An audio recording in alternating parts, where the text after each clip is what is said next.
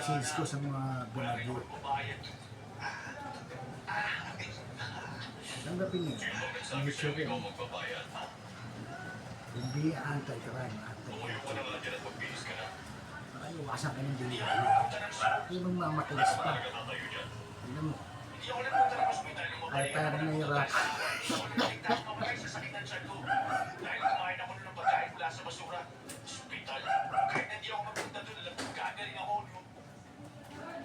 Next time mag-isip, be mentally healthy, not unhealthy.